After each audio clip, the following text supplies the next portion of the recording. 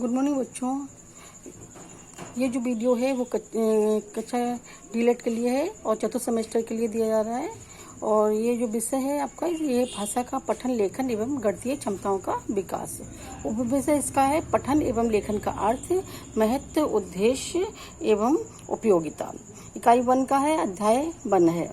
और इसमें जो है पठन से स्टार्टिंग है। इसमें जैसे दोनों चीज दिखी है, पठन एवं लेखन। तो सबसे पहले हम बात करते हैं पठन की। पठन यानी रीडिंग, ठीक है। तो पठन का सबसे पहले हमें देखना है कि अर्थ क्या है, यानी कि तो मीनिंग ऑफ रीडिंग। तो पठन को इंग्लिश में क्या कहते हैं, रीडिंग कहते हैं। और हिंदी भाषा में इस शब्द के लिए 2 शब्दों का प्रयोग किया जाता है। वो 2 शब्द कौन कौन से हैं, पठन और वाचन। तो पठन का अर्थ होता है पढ़ना, ठीक है। तो ये पढ़ना है 2 रूपों में हो सकता है, या तो जोर जोर से पढ़ना या फिर मौन होकर पढ़ना, जिससे कि जो भी पठित सामग्री है वो हमारी समझ में आ जाए। अब वाचन का हम अर्थ देखते हैं। वाचन का अर्थ क्या है, वाचन का भी अर्थ ये वाचन का मुख्य रूप से अर्थ है कि जोर जोर से पढ़ना, जिसका कि आनंद है वो सामने वाला या श्रोता ले सके। तो पठन के अंतर्गत भी 2 प्रकार से जो वाचन होते हैं, जैसे कि स्वस्वर वाचन और मौन वाचन। ये 2 प्रकार के वाचनों का पठन के अंतर्गत प्रयोग किया जाता है। लिखित भाषा में जो अव्यक्त विचार हैं उनको पढ़ने की क्रिया पठन कहलाती है। यानी कि जो भी लिखा हुआ है भाषा में, कोई भी बुक है और उसमें जो भी उनके विचार हैं, जब हम उनको पढ़ते हैं तो वो क्रिया क्या कहलाती है, वो पठन कहलाती है। पठन में मुख्य रूप से 2 तथ्य समाहित होते हैं। पहला तो यही है कि वर्णों और शब्दों को पहचान कर ध्वनियों के साथ उनका सहसंबंध स्थापित करना। दूसरा है, इसका तथ्य यह है कि उपयुक्त गति से मौन या व्यक्त पठन करते समय पठित सामग्री का पूर्व जो पढ़ी गई सामग्री से संबंध जोड़ते हुए अर्थ ग्रहण करना। कहने का मतलब यह है कि अगर जो पठन है उसमें 2 तत्वों को समाहित किया जाता है। पहली बात तो यही होती है कि वर्ण है और शब्द हैं उनको आप पहचान सकें, और पहचानने के साथ साथ उससे संबंधित जो ध्वनियाँ होती हैं उनके साथ में उनको कोरिलेट कर सकें, उनका संबंध स्थापित कर सकें। दूसरी बात यह है कि दूसरा तथ्य यह है कि जो भी उपयुक्त गति है उसमें मौन या जो व्यक्त पठन करते समय जो भी पठित सामग्री है उसका हमने जो पहले पढ़ी है सामग्री, उससे हम उसका संबंध जोड़ते हुए उसका अर्थ ग्रहण कर सकें। तो अतः पठन है, पठन का अर्थ केवल शब्द या वाक्य को बोल पाना ही नहीं होता है, बल्कि लिखे हुए शब्दों को समझकर एक अपना स्वयं का भी दृष्टिकोण बनाना होता है। अब हम बात करेंगे कि पठन का महत्व क्या है। पठन का महत्व अगर देखा जाए तो पठन का महत्व हम 3 रूपों में देखते हैं। सबसे पहला रूप क्या है, यह है ज्ञानार्जन हेतु पठन। ज्ञानार्जन हेतु इसका महत्व क्या है, पठन का महत्व ज्ञानार्जन हेतु। मनुष्य में जितनी भी ज्ञान की जो जिज्ञासा है वो अपने आप स्वाभाविक रूप से होती है, और इसके लिए वो लगातार प्रयास करता रहता है। ज्ञानार्जन और ज्ञान वृद्धि के 3 साधन बताए जाते हैं। पहला है प्रत्यक्ष निरीक्षण अथवा स्वानुभव। प्रत्यक्ष निरीक्षण और स्वानुभव द्वारा प्राप्त ज्ञान को स्थायी होता है। विश्व में अथाह ज्ञान है और मनुष्य अपने छोटे से जीवन में इसका एक अंश भी ग्रहण नहीं कर सकता है। कहने का तात्पर्य ये है कि जो कुछ भी हम डायरेक्ट जो एक्सपीरियंस करते हैं, डायरेक्ट अपना अनुभव लेते हैं, अपने स्वयं अनुभव लेते हैं और प्रत्यक्ष रूप से किसी चीज़ को निरीक्षित करते हैं, वो ज्ञान होता है, वो स्थायी होता है। और उसी ज्ञान को ही हम ज्ञानार्जन के आधार पर ग्रहण कर पाते हैं। दूसरा है विचार विनिमय। हम कुछ भी अनुभव जो है, हम सब कुछ अनुभव स्वयं ही अनुभव नहीं कर सकते हैं, क्योंकि ज्ञान बहुत होता है, अथाह ज्ञान है, इसलिए सब कुछ को हमें स्वयं ही एक्सपीरियंस करना संभव नहीं होता है। इसलिए विचार विमर्श करके दूसरों के द्वारा अर्जित ज्ञान से भी लाभ उठाया जा सकता है। जो दूसरों ने ज्ञान अर्जित किया, जो दूसरों ने अनुभव किए हैं, उनके अनुभवों से लाभ उठाया भी जा सकता है। जैसे उदाहरण के लिए जब बच्चे हैं विद्यालय छोड़ देते हैं तो उन्हें विद्यालय की सुविधाएं प्राप्त नहीं होती हैं ज्ञान प्राप्त करने के लिए, इसलिए वो क्या करते हैं, स्वयं ही स्वाध्याय करते हैं, स्वयं ही पढ़ते हैं और विद्वानों की कृतियों से, विद्वानों के विचारों से ज्ञान को अर्जित करते हैं। तो विचार विमर्श भी जो ज्ञान को अर्जित करने का एक महत्वपूर्ण साधन होता है।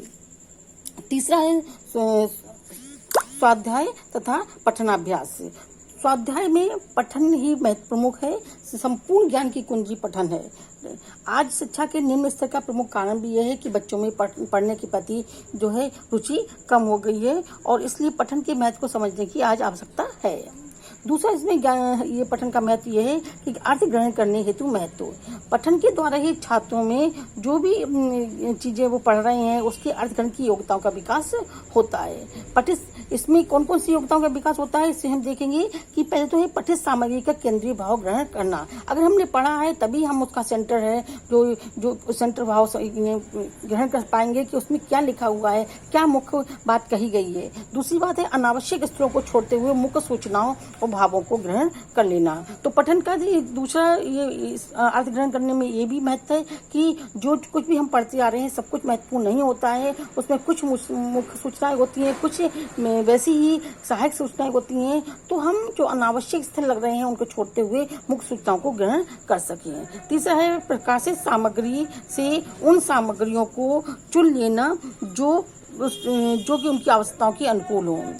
जो कुछ भी किताब में या कोई सामग्री प्रकाशित की जाती है सारी सामग्री भी उपयोगी नहीं होती है। उन सामग्रियों में से पठन का एक महत्व ये भी है, उसमें से जरूरी सिलेक्टेड सामग्री है, जो भी उपयोगी सामग्री है जो हमारे अनुकूल है उसको हमें चयनित कर लेना। नेक्स्ट है पठित सामग्री में से तथ्यों, भावों और विचारों को चुन लेना और उनकी क्रमबद्धता को पहचान लेना है। कौन से जो पठित सामग्री है उसमें से कौन से भाव हैं, कौन से तथ्य, कौन से विचार हैं जो ज़्यादा उपयोगी हैं, जो उसकी इम्पोर्टेंस है उस अध्याय के लिए, उसकी क्रमबद्धता को पहचान लेना भी पठन का एक उद्देश्य होता है या एक महत्व है। नेक्स्ट इसमें आता है कि पठित सामग्री पर पूछे गए प्रश्नों का उत्तर दे सकना, निष्कर्ष निकाल सकना, उपयुक्त शीर्षक दे सकना, अपरिचित शब्दों, उक्तियों, मुहावरों के अर्थ का अनुमान लगा लेना तथा शब्दों के लक्षणार्थ और व्यंग्यार्थ को समझ लेना। तो जब भी हम कोई पढ़ रहे हैं हमारे अंदर ये भी योग्यता का विकास होना चाहिए कि जो भी अगर हमने पढ़ा है उस पर अगर कोई प्रश्न पूछा जाए तो उसका हम उत्तर दे सकें या उसका हम निष्कर्ष निकाल सकें कि ये जितना हमने पढ़ाई की है उसको निष्कर्ष क्या है, क्या उसमें बताया गया है। और अगर हमें कोई शीर्षक देने की बात आए तो हम उसके ऊपर एक अच्छा सा शीर्षक भी दे सकें और जो भी अपरिचित शब्द हैं उनसे हम परिचित हो सकें, जो उक्तियां हैं, मुहावरे हैं, उनका अर्थ का अनुमान लगा सकें कि क्यों कहा, किस संदर्भ में कही गई हैं और शब्दों के लक्षणार्थ को और व्यंग को भी समझ सकने की योग्यता का विकास हो सके। नेक्स्ट है पुस्तकालय तथा वाचनालयों में जाकर पुस्तक सूची आदि में से पुस्तक चुन लेना और उनका प्रयोग कर सकना। इस योग्यता का भी विकास होना चाहिए। पठन का एक महत्व ये भी है कि अगर हम लाइब्रेरी में जाते हैं, वाचनालयों में जाते हैं तो हम चाहेंगे इतनी बहुत सी पुस्तकें रखी होती हैं, उनमें से हमें कौन सी पुस्तक चाहिए उसके लिए हम उस पुस्तकों का सिलेक्शन कर सकें, चुन सकें उसमें और उसका अपने अध्ययन में प्रयोग कर सकें। नेक्स्ट है साहित्य की विविध विधाओं के प्रमुख तत्वों की पहचान कर सकना है। साहित्य में कविता है, गद्य है, पद्य है और इस तरह की अलग अलग विधाएं होती हैं, तो उन सभी के जो है उनके प्रमुख तत्वों की हमें पहचान करने की योग्यता का विकास भी होना चाहिए। तीसरा आता है सृजनात्मक क्षमताओं के विकास हेतु। पठन का महत्व छात्रों की सृजनात्मक क्षमताओं के विकास के लिए भी माना जाता है। अच्छा साहित्य पढ़ने से व्यक्ति को आनंद की प्राप्ति होती है। लोग क्यों अच्छा साहित्य पढ़ना चाहते हैं? क्योंकि उससे आनंद प्राप्त होता है और उनका मन धीरे धीरे सृजन की ओर भी झुकने लगता है। वो खुद भी सृजन करने की चाह रखने लगते हैं। साहित्य की चाहे कोई भी विधा हो, चाहे गद्य हो, पद्य हो, तो अगर हम लगातार उसे पढ़ें तो पढ़ने से कहीं ना कहीं हमारे मन में कुछ ऐसा मोटिवेशन होता है कि हम कुछ लिखने के लिए भी प्रेरित होते हैं। और क्योंकि पठन करने से व्यक्ति की कल्पना शक्ति का विकास होता है और साथ साथ में कल्पना शक्ति से विचार करने की अभिक्षमता उत्पन्न हो जाती है और पाठक अपने आंतरिक भंडार स्रोत में वृद्धि करता है। और जो कुछ भी वो उसने असावधानी या परिस्थिति की विषमता कारण वो भूल भी गया होता है उसे भी वो पुनः प्राप्त कर लेता है। इसीलिए साहित्य को नित्य नूतन रूप धारण करता रहता है और हमें आनंदित करता रहता है। इसलिए पठन का एक महत्व इसलिए ये भी है कि हमारी जो सृजनात्मक क्षमताओं का विकास भी पठन करता है। अब हम बात करेंगे कि पठन के उद्देश्य क्या क्या इसके उद्देश्य हैं। सबसे पहले अगर हम देखें तो पठन के उद्देश्यों में मुख्य रूप से 8 उद्देश्य बताए गए हैं। इसे पहला है लेखन कौशल का विकास करना, दूसरा है पठन कौशल का विकास, तीसरा है समसामयिक एवं सामाजिक विषयों का ज्ञान, चौथा है सिद्धांत एवं व्यवहार का समन्वय, बाद में पर्यावरणीय संतुलन का ज्ञान, सृजनात्मक एवं चिंतन शक्ति का विकास, नेक्स्ट है अनुसंधानात्मक प्रवृत्ति का विकास, और आठवां है शैक्षिक एवं सर्वांगीण विकास। अब हम ये पठन के एक एक उद्देश्य को देखते हैं कि ये क्या उद्देश्य हैं। तो पहले ही हमने आप जैसे ये बात बताई आपको कि लेखन कौशल का विकास है ना। तो पठन का पहला उद्देश्य क्या है कि यह महत्वपूर्ण उद्देश्य यही है कि छात्रों में लेखन कौशल विकसित हो सके, क्योंकि अगर देखा जाए तो व्यवहारिक जीवन में बहुत से अपने विचारों को हमें लिखकर ही व्यक्त करना पड़ता है, और हर जगह हम उसी व्यक्ति को पढ़ा लिखा और समझदार माना जाता है जो लिख सकता है। तो लेखन कौशल है शिक्षण का एक महत्वपूर्ण भाग माना जाता है, और पठन का भी एक महत्वपूर्ण हिस्सा माना जाता है। दूसरा आता है पठन कौशल का विकास। पठन का एक उद्देश्य पठन कौशल का विकास करना भी है। इस योग्यता के माध्यम से वह समसामयिक विषयों के सार तत्व को समझकर उन पर अपने मौखिक और लिखित विचार व्यक्त करने में सक्षम बन जाता है। अगर छात्र के अंदर पठन कौशल का विकास हो जाता है तो वह उस योग्यता के कारण जो भी समसामयिक घटनाएं होती हैं, समसामयिक विषय होते हैं, उनके सार तत्व को ग्रहण कर लेता है, सारांश को ग्रहण कर लेता है, मुख्य तत्व को ग्रहण कर लेता है, और उस पर चाहे वो मौखिक है या लिखित रूप से दोनों प्रकार से भी अपने विचारों को व्यक्त करने में सक्षम बन जाता है।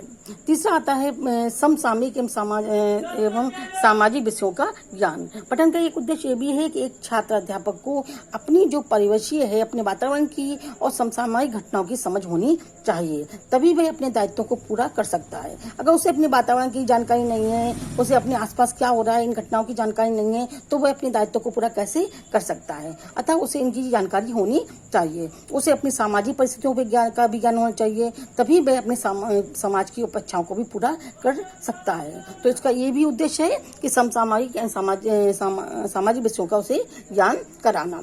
चौथा है सिद्धांत एवं व्यवहार का समन्वय। पठन के माध्यम से छात्र सैद्धांतिक ज्ञान को व्यवहारिक जीवन में प्रयोग करना सीखते हैं। अगर हमने सैद्धांतिक रूप से बहुत सा ज्ञान अर्जित कर लिया, लेकिन व्यवहारिक जीवन में वो ज्ञान हम उपयोग ही नहीं कर पा रहे हैं, तो उस ज्ञान का भी कोई महत्व नहीं होता है। इसलिए पठन का एक उद्देश्य है कि जो कुछ हमने सैद्धांतिक ज्ञान जीवन में प्राप्त किया है उसको अपने व्यवहारिक जीवन में प्रयोग कर सकें। नेक्स्ट आता है पर्यावरणीय संतुलन का ज्ञान। तो पर्यावरण असंतुलन है आज एक समसामयिक समस्या बन गई है। इस विषय में पठन से पर्यावरण में संतुलन की स्थिति भी उत्पन्न की जा सकती है, जागरूकता लाई जा सकती है। बहुत से शिक्षण हैं, लेखें हैं, अनुच्छेद हैं, इनके माध्यम से भी पर्यावरण के प्रति कुछ छात्रों में और समाज में जागरूकता उत्पन्न की जा सकती है। तो पठन का एक उद्देश्य भी है कि पर्यावरण के संतुलन का छात्रों को ज्ञान देना। नेक्स्ट है सृजनात्मक शक्ति का विकास। पठन के द्वारा ही छात्रों में सृजनात्मकता और चिंतन शक्ति का विकास किया जाता है। पत्र पत्रिकाओं के माध्यम से छात्र को विभिन्न समस्याओं और सुझावों को पढ़ते हैं, उन पर चिंतन करते हैं। इस प्रकार उनकी सृजनात्मक शक्ति भी बढ़ती है और साथ साथ उनकी चिंतन शक्ति भी बढ़ती है। नेक्स्ट आता है कि अनुसंधानात्मक प्रवृत्ति का विकास। जो बच्चों में अनुसंधानात्मक शक्ति प्रवृत्ति का विकास है वो पत्र पत्रिकाओं के ज़्यादातर माध्यम से आता है। पत्र पत्रिकाओं के पठन से छात्रों में कई प्रकार की समसामयिक समस्याओं का उन्हें ज्ञान प्राप्त होता है, और वो अपनी बुद्धिमत्ता का प्रयोग करके उन समस्याओं का समाधान बहुत सरल और स्वाभाविक रूप से भी करना चाहते हैं। इसके लिए विभिन्न प्रकार के प्रयोग करते हैं, सार्थक परिणाम प्राप्त करने पर उनको प्रस्तुत भी करते हैं। इसी क्रम में कई अनुसंधानों के परिणामों का अध्ययन करते हैं और उस विषय से जो उनके विषय से संबंधित होते हैं। इस प्रकार पठन से छात्रों में अनुसंधान में प्रवृत्ति का विकास संभव होता है। कहने का तात्पर्य ये है कि जब छात्र हैं कई प्रकार की पत्र पत्रिकाएं पढ़ते हैं तो उनकी बुद्धिमत्ता का विकास होता है, समस्या समाधान की प्रवृत्ति का विकास होता है। वो बहुत से परिणाम पढ़ते हैं, बहुत से लेख पढ़ते हैं, उन्हें क्रम में प्रस्तुत करना उन्हें आता है, और इस तरह से उनमें अनुसंधान में प्रवृत्ति का विकास भी संभव होता है। नेक्स्ट आता है शैक्षिक व सर्वांगीण विकास। विभिन्न विषयों के पठन का एक उद्देश्य ये भी है कि शैक्षिक विकास। एक छात्र है जब समूह द्वारा विभिन्न प्रकार के शैक्षिक मुद्दों के बारे में ज्ञान प्राप्त करता है तो इन शैक्षिक मुद्दों पर छात्रों द्वारा भी अपने विचार प्रकट किए जाते हैं। इसके साथ ही शैक्षिक समस्याओं का समाधान भी प्रस्तुत किया जाता है। इस प्रकार समाचार और पत्र पत्रिकाओं के समसामयिक विषयों के पठन द्वारा शैक्षिक विकास की प्रवृत्ति को संपन्न किया जाता है। छात्र जब विभिन्न क्षेत्रों का जब ज्ञान प्राप्त कर लेते हैं उसमें अपनी समझ का विकास कर लेते हैं। इससे उनका बौद्धिक विकास भी होता है, उनकी बोधगम्यता भी बढ़ती है, इससे सर्वांगीण विकास का ही उनका हो जाता है। तो इस प्रकार हम कह सकते हैं कि पठन का एक उद्देश्य ये भी है कि शैक्षिक और सर्वांगीण विकास करना। अब हम बात करेंगे पठन की उपयोगिता के बारे में कि वैवाहिक जीवन पर पठन की क्या उपयोगिता है। पठन की उपयोगिता को हम निम्न बिंदुओं की सहायता से समझ सकते हैं। पहला तो यही है कि पठन वह प्रवृत्ति है जिसके माध्यम से पढ़ने और समझने का कौशल विकसित होता है। छात्र में पढ़ने और समझने का जो कौशल है वो पठन के द्वारा ही विकसित होता है। दूसरा क्या है, पठन से तात्पर्य ये भी है कि जो अपनी रुचि के अनुसार पढ़ना। इसमें विद्यालय पाठ्यक्रम की पाठ्य पुस्तकों के अलावा अन्य साहित्यिक रचनाओं, पत्र पत्रिकाओं को भी शामिल किया जाता है। इससे छात्रों के अंदर स्वाध्याय की क्षमता का विकास होता है, यानी स्वयं ही पढ़कर समझने की क्षमता का विकास होता है। तीसरा आता है, पठन को छात्रों के लिए इसीलिए भी उपयोगी माना जाता है क्योंकि इससे उनमें विभिन्न विषयों और उनके तथ्यों के बारे में उन्हें जानकारी भी प्राप्त होती है, यानी कि कई विषयों के बारे में जानकारी मिलती है पठन से और कई तथ्यों के बारे में वो जानने लगते हैं। नेक्स्ट है, पठन को भाषाई कौशलों के विकास में भी उपयोगी माना जाता है। इसके माध्यम से छात्रों को शब्दों, वर्णों, मात्राओं, वाक्यों और व्याकरणीय विषयों का भी ज्ञान प्राप्त होता है, जिससे भाषाई कौशलों में वृद्धि होती है। नेक्स्ट आता है, पठन के माध्यम से छात्र अपनी बहुत सी समस्याओं को स्वयं ही सुलझा लेते हैं। इस प्रकार पठन की प्रवृत्ति न केवल छात्रों के लिए उपयोगी होती है बल्कि अध्यापकों के लिए भी उपयोगी मानी जाती है। धन्यवाद बच्चों। मैं आप लोगों को बताना चाहती हूँ कि जो थर्ड सेमेस्टर के पेपर हैं, अभी तक कुछ ऐसा सूचना नहीं आई है कि थर्ड सेमेस्टर के पेपर नहीं होंगे, इसलिए आप उसकी भी तैयारी करिए और हो सकता है कि दोनों सेमेस्टरों के पेपर में बहुत थोड़ा समय मिले आप लोगों को और साथ साथ में आप फोर्थ सेमेस्टर की भी तैयारी करते रहिए। ठीक है, धन्यवाद।